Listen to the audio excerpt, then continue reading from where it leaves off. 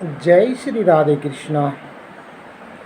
आज 12 मई को आज ही के दिन वीर बंदा बैरागी ने सरिंद फतेह किया था।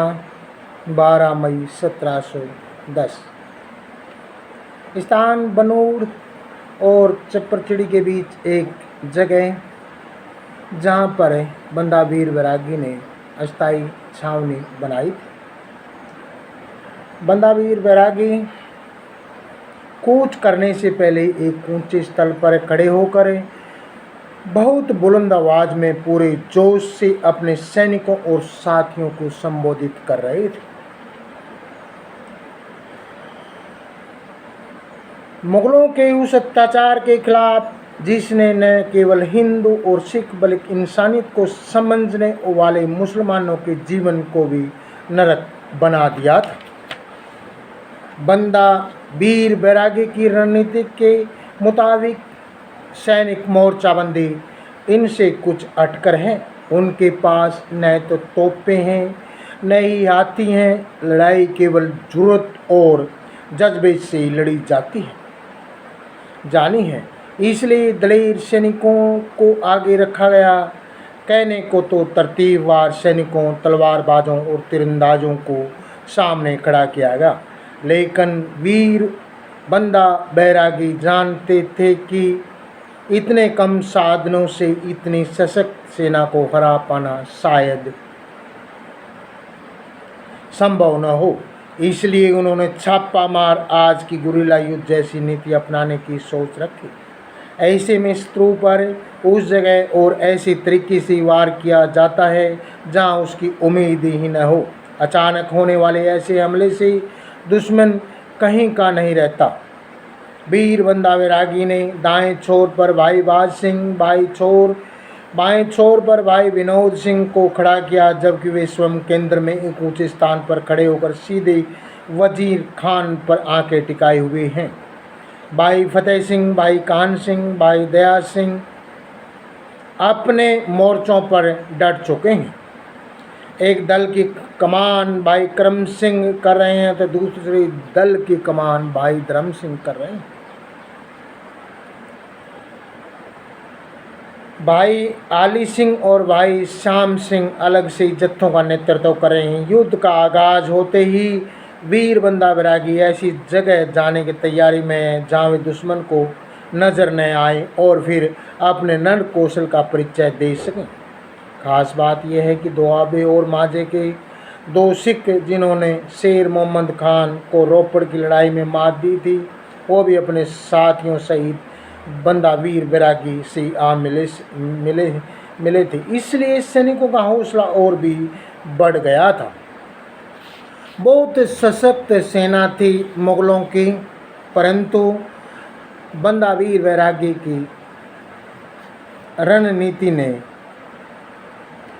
वजीर खान ने दिसंबर 1705 में श्री गुरु गोबिंद सिंह के साहिब के छोटे साहिबजादों 7 वर्षीय बाबा जोरावर सिंह और 6 वर्षीय बाबा फतेह सिंह को सरंद में एक दीवार में इसलिए जिंदा चुनवा दिया था क्योंकि उन्होंने इस्लाम कबूल करने से इनकार कर दिया था। सिख इस घृणित अत्याचार का बदला लेने उस दीवार को गिरा देने के लिए उतावले थे। वे वजीर खान को जान से मारने के लिए कोई भी कुर्बानी देने को तैयार थे और आज वह वक्त आ गया। पहले अल्लाहू अकबर और या अली के नारों से आसमान गूंजा। पता चला कि वजीर खान की सेना ने आक्रमण कर दिया। दूसरी ओर से जो बोले सुनिहाल सत श्री अकाल का जोरदार नारा लगाया गया, जो पहले नारों से कहीं ज़्यादा गुंजयमान था। चप्परचिड़ी का वीराना नारे से थरथरा उठा। वजीर खान के हाथी आगे बढ़े तो उनके ठीक पीछे पैदल सिपाही बंदूकधारी तेज गति से आगे बढ़े। हाथियों के बीच से निकलकर सिख सैनिकों के सामने आ गए। ये सब इतनी तेजी से हुआ, वीर बंदा बैरागी के सैनिक हक्के बक्के रह गए। कुछ सैनिक रणनीति के मुताबिक थोड़ा पीछे हटे, तभी हाथी और आगे बढ़े। अजीब मंजर था। कुछ देर के लिए हाथियों ने वहाँ कोहराम मचा। भीड़ होने के कारण हाथी ज़्यादा आगे नहीं बढ़ पा रहे थे। तभी करीब 1000 सैनिकों ने यह कहकर पीछे भागना आरंभ कर दिया कि मुगल उन पर भारी पड़ रहे हैं, जान बचानी है तो भागो। सुचानंद और वजीर खां की ये चाल एक बार तो सफल होती दिखी, लेकिन तभी सिख सैनिकों ने अपनी योजना के अनुरूप उन सैनिकों को घेराबंदी कर ली। बाज सिंह करीब 100 सैनिकों और भाई फतेह सिंह के साथ इन भगोड़ों के सामने चट्टान की भांति यहाँ खड़े हुई, ललकार करके बोले, तुमने क्या सोचा कि हम तुम्हारी चाल में फंस जाएंगे? हमें पता है कि सुचानंद ने तुम्हें छल से बाबा जी को मारने के लिए भेजा है, लेकिन अब मरना तो तुम्हें है। चलो पीछे मुड़ो, तुम्हारे वजीर खान के हाथी तुम्हारा ही इंतजार कर रहे हैं।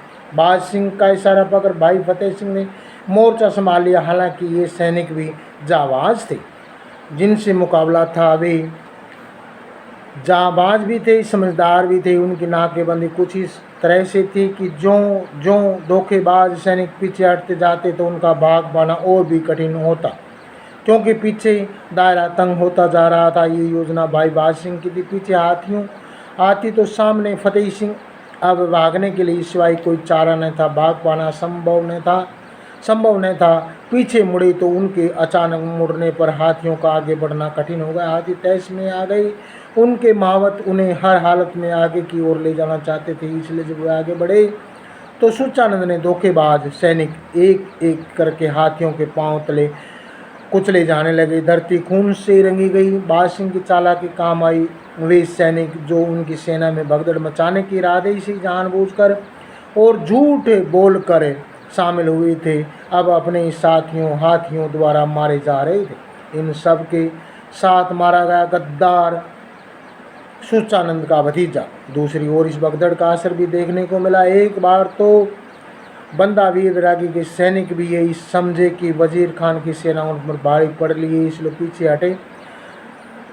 जब तक वे संभल पाते तब तक कुछ नुकसान भी हो चुका था। आपस में उलझकर वजीर खान की तोपों के मुंह खुल गए, दिशाहीन होकर भागे। कुछ सैनिक नुकसान भी हुआ, फिर भी अपनी ताकत का मुजाहरा करते हुए भीतर दूर अंदर तक जा घुसे। भटकी हुई मुगल सेना के सिपाहियों की लाश के ढेर लग चुके थे। बंदूकची अब एक तरफ थे। निशाना लगाने लगते तो मुगलों के अपने सैनिक सामने आते। तब हाथ युद्ध शुरू हुआ। फिर बंदा वीर बैरागी की सेना भारी पड़ने लगी। आखिर तलवारबाजी में उनका कोई सानी भी तो न था, क्योंकि बंदा नाम है एक आंधी का, बैरागी नाम है एक आंधी का, एक ऐसे तूफान का जिसमें शत्रु की तिनकों की तरह उड़ते हुए अपने नाम को सार्थक करते हुए वीर बंदा बैरागी अचानक जंग में तेजी से आगे बढ़ते दिखाई दिए। जिसने मुगल ने भी देखा, उल्टे पांव भागे। जो नहीं भाग सका वहीं ढेर हो चुका। कोहराम मचा हुआ था। धरती पर चारों ओर खून था। बंदा वीर बैरागी गरज रहा था। घोड़े हिना रहे थे। चित्कार मची हुई थी। जिस भी मुगल को देखो जान बचाने के लिए भाग रहा था।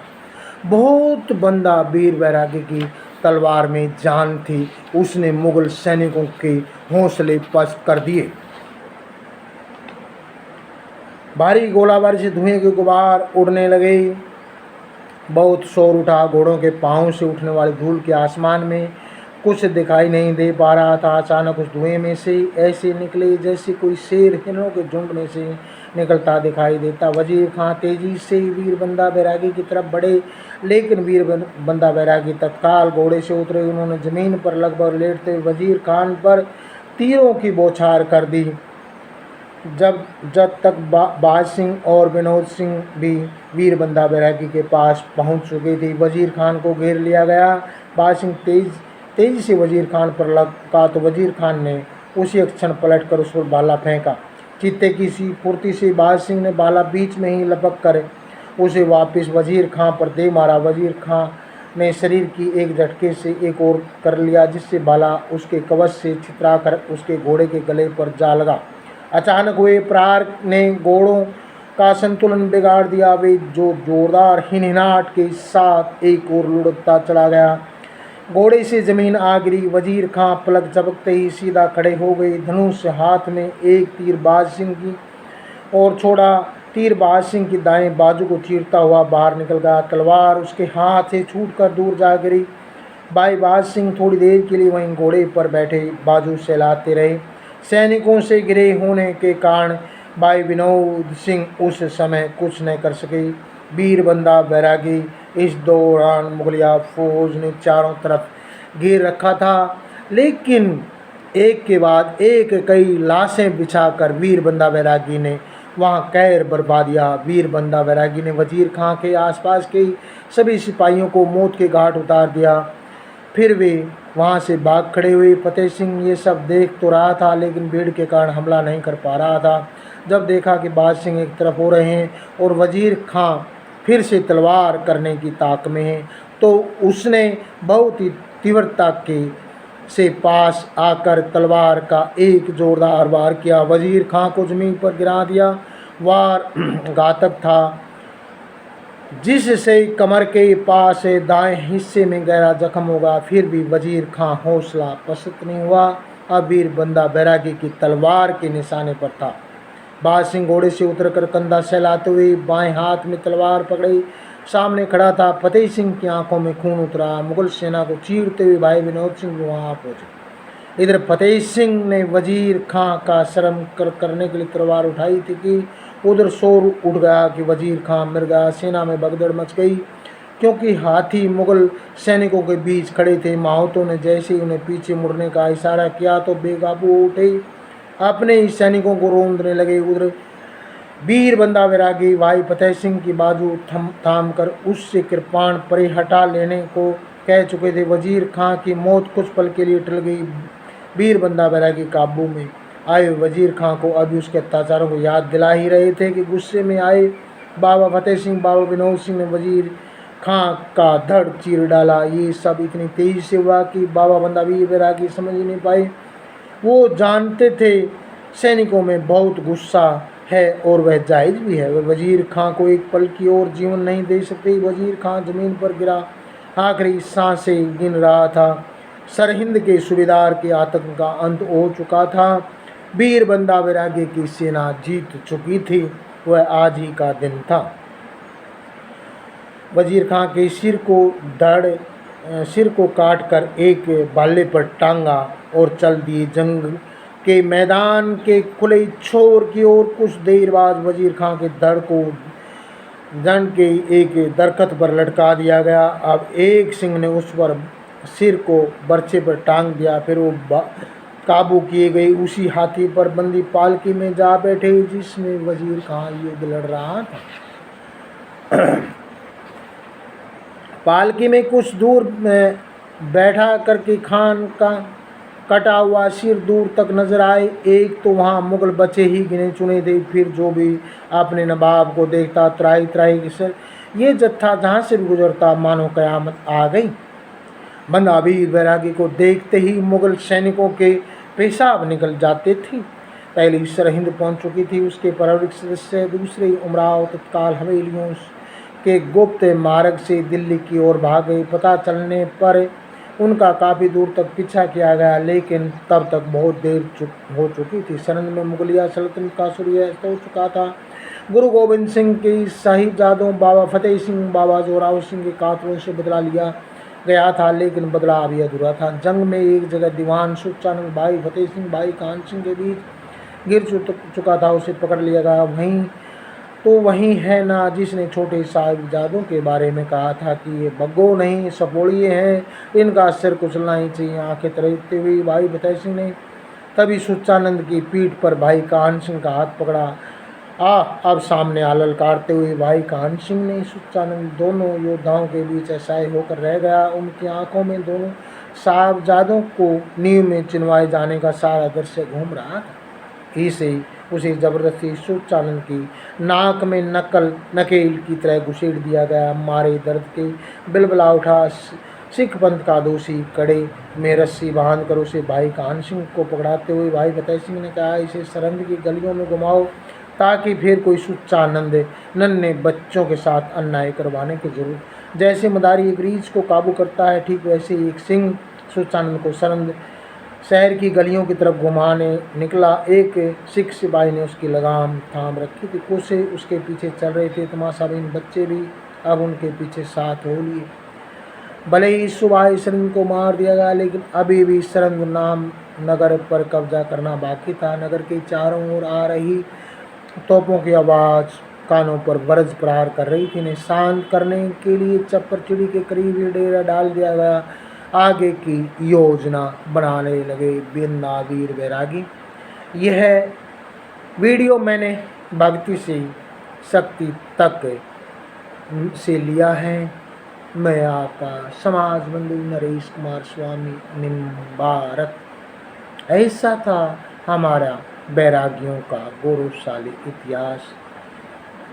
नमस्कार, जय हिंद, जय भारत। मैं आपको सिर झुकाकर वंदन और अभिनंदन करता हूँ। जय हिंद, जय भारत, जय सीताराम, जय